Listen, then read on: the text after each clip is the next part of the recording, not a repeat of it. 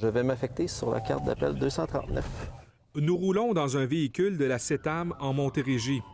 Au volant, Charles Martin Saint-Amour est ce qu'on appelle dans le milieu un paramédic communautaire intégré. Sur quoi on s'en va? C'est un monsieur qui est d'une sonde urinaire, qui était connu pour un cancer, puis il ferait de la fièvre.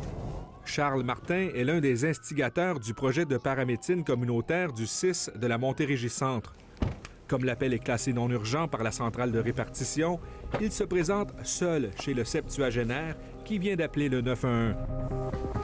L'objectif, offrir un service de soins à domicile pour les personnes âgées de 50 ans et plus, au lieu de les envoyer automatiquement à l'urgence. On va commencer par vous évaluer de base. Nous entrons à l'intérieur d'une résidence où habite un couple. Charles Martin procède à une première évaluation. Il saura rapidement s'il doit faire venir une ambulance ou pas. Il y a une panoplie de choses qu'on peut essayer de faire avant de se rendre à l'urgence. Le paramédic essaie de garder les gens dans le confort de leur maison pour recevoir des soins préhospitaliers quand la situation le permet. C'est le cas de ce couple qui veut éviter de se rendre à l'urgence. Monsieur est probablement en infection urinaire actuellement. Il est hyperthermique, 39,3. Une infirmière de garde est jumelée au programme. Le paramédic la contacte pour valider ses observations. Depuis 12 mois, la paramédecine communautaire a permis de désengorger le réseau de la santé en écartant les cas non urgents.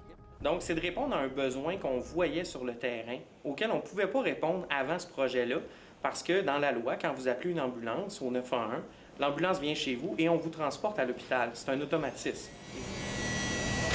Pour le directeur général adjoint, le projet est une révolution.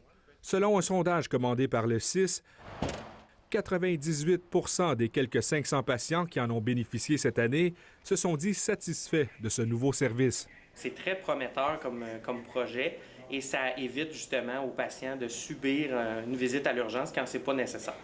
Le CIS de la Montérégie-Centre, qui est le principal partenaire, veut maintenant élargir l'accès à ce projet.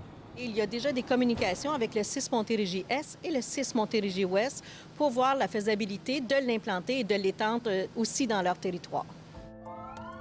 Parce que le transport par ambulance fait partie de la réalité, même dans des cas qui semblent non urgents. Ici Pascal Robidan, Radio-Canada, à Brossard.